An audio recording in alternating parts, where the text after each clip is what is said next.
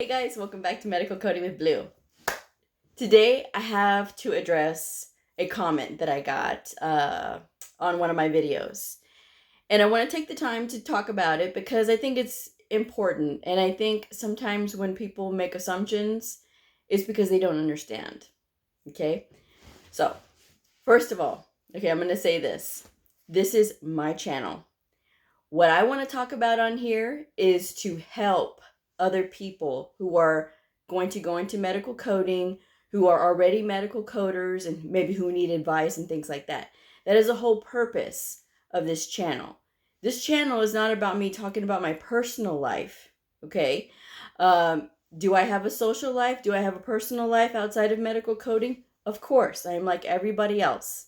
I don't talk about it on here because the purpose of this channel is, again, to talk about medical coding, okay? That's first of all, okay?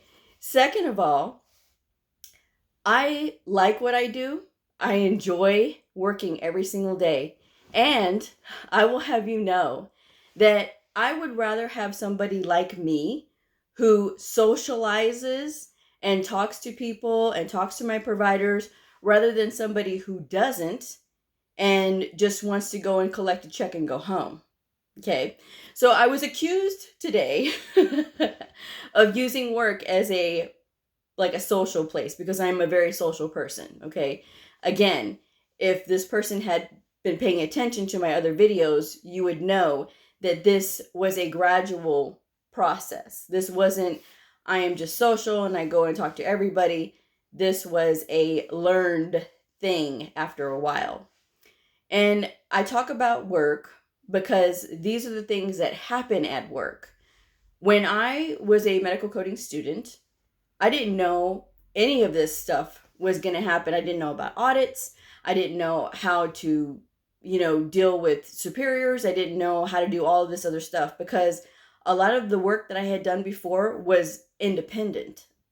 I didn't do a lot of I had to report to a boss or I had to have somebody behind me, except for when I was in medical coding school and I had to, work at the concession stand and work in the bar and work at a halfway house. Then I did that. But before I did all that, I was working a lot of stuff independently. So that's how I am used to working, is without somebody directing me. I am a very self-driven person, okay?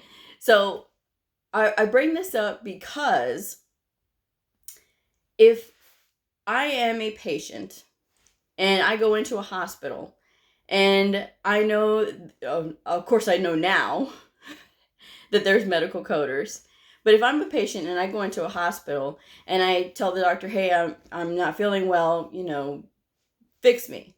And the doctor documents like they're supposed to because they were trained very well by a very good coder, okay? And the doctor documents everything properly.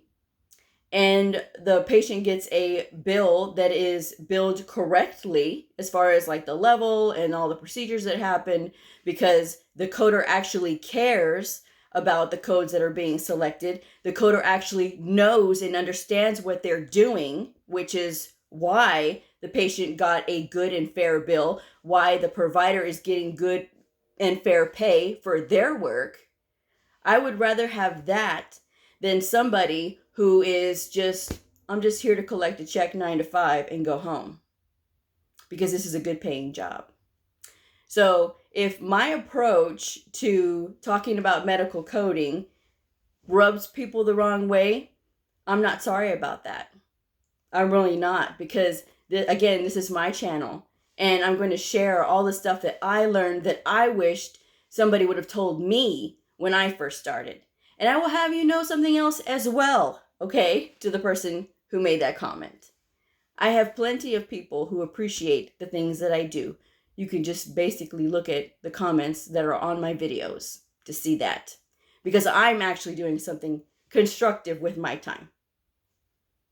Just a few thoughts. So those are my thoughts for today. I'm not even going to apologize for this one. I apologized before when I did a little rant a few weeks ago when I was in Chicago about people asking about the easy exam, which one was the easy exam. And I got I got some feedback on that one, but I'm not even going to apologize for this one, because the thing is, like I said, I would rather have somebody like me who actually cares and who shows an interest in learning things and making sure that the providers are educated and making sure that they understand what to document so that they can get paid accordingly. This is why facilities sometimes get shut down, because the coders and the providers are not communicating. And a lot of times money gets left on the table because either the coder doesn't understand what's going on or the provider is not documenting like they're supposed to. This is why I say that communication between coder and provider is very important. And I will not even apologize for doing it. I'm just saying. Okay? So you can keep your opinion. And I really don't care. So I will go ahead and wrap this video up tonight, but I will be back tomorrow for Quiz Friday. So if you have any questions for Q&A Tuesday, let me know. I'm already stockpiling questions. I've got a good list going already. And I hope you all have a good Friday tomorrow, and I will see y'all then. Bye!